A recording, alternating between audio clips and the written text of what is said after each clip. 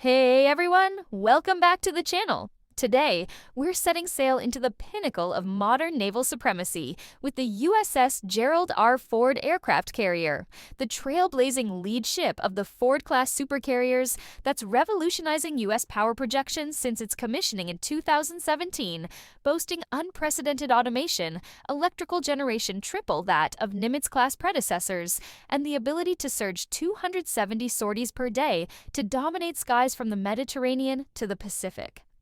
If you're a naval enthusiast, a defense strategist, or just mesmerized by the engineering symphony that packs a floating city, complete with over 4,000 crew, a nuclear heart, and tech like electromagnetic catapults, for launching F-35C stealth fighters and MQ-25 Stingray drones across global hotspots, you're in for an exhaustive and exhilarating voyage. The USS Gerald R. Ford CVN-78 isn't just the world's largest warship. It's a 100,000-ton behemoth built by Huntington Ingalls Industries, featuring EMALS for catapult launches, advanced arresting gear for recoveries, and stealthy deck edges that slash radar returns, enabling it to embark 75-plus aircraft while generating 160 sustained sorties daily, outpacing legacy carriers by 25% for operations in high-threat environments like anti-access/area denial zones. From its maiden deployment in 2022, amid electromagnetic railgun teases to recent Mediterranean patrols supporting Allied deterrence, this carrier has ironed out early glitches like elevator hydraulics and now stands as a versatile hub for carrier strike groups, integrating directed energy weapons trials and unmanned teaming for multi-domain battles. We'll unpack its formidable capabilities in meticulous detail, furnish a rigorous technical blueprint from the latest evaluations, dissect its transformative role in U.S. maritime strategy, weave in some awe-inspiring fun facts, and cap it with the hottest updates as of October 26, 2025, including its pivot to Caribbean waters for counter-narcotics ops. So, hoist the anchors, power up the reactors, and let's cruise at flank speed for everything you need to know about the USS Gerald R. Ford.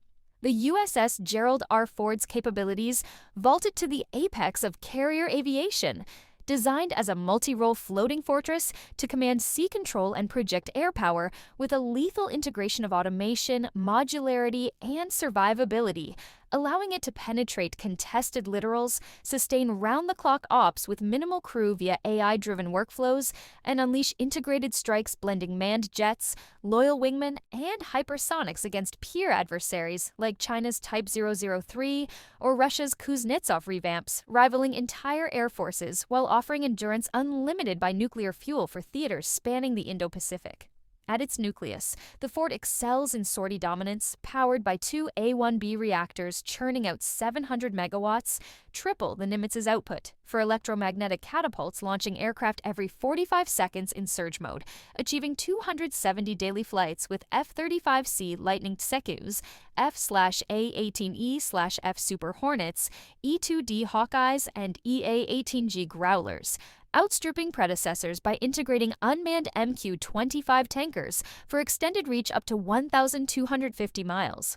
Its stealth and defensive prowess derive from redesigned island superstructure with reduced RCS via angled composites, advanced arresting gear handling 25% heavier loads for future drones, and a flight deck optimized for unmanned ops with blast deflectors minimizing hot gas damage, while the ship's self-defense system fuses dual-band radars, scanning 360 degrees for incoming threats like hypersonic missiles, cueing Sea Sparrow interceptors, or emerging lasers without emissions. For offensive strikes, the Ford can coordinate up to 90 aircraft in a single air wing, carrying precision munitions like JASSMs or LRASMs on internal bays, with a combat radius enabling launches from the Norwegian Sea to interdict Black Sea assets, extendable via forward refueling, and its electronic warfare suite with next-generation jammer pods spoofs enemy radars or disrupts comms during carrier group transits. The Ford's command fusion centers, with wide-area displays and helmet-cued interfaces overlaying augmented data from distributed sensors, over 200 infrared cameras for spherical vigilance, empower a reduced crew of 2,500 to orchestrate complex taskings like simultaneous ASW against submarines and air superiority sweeps. all while fly-by-optics flight controls and relaxed stability sustain 9G maneuvers for embarked kilos without overloads. This holistic might positions the Ford as a force multiplier, adept at leading strike packages to shatter A2/AD bubbles, escorting amphibious assaults for deep inland penetrations, or conducting ISR with hyperspectral pods, resolving targets at sub-meter fidelity through jamming, anchoring U.S. naval primacy through the 2040s.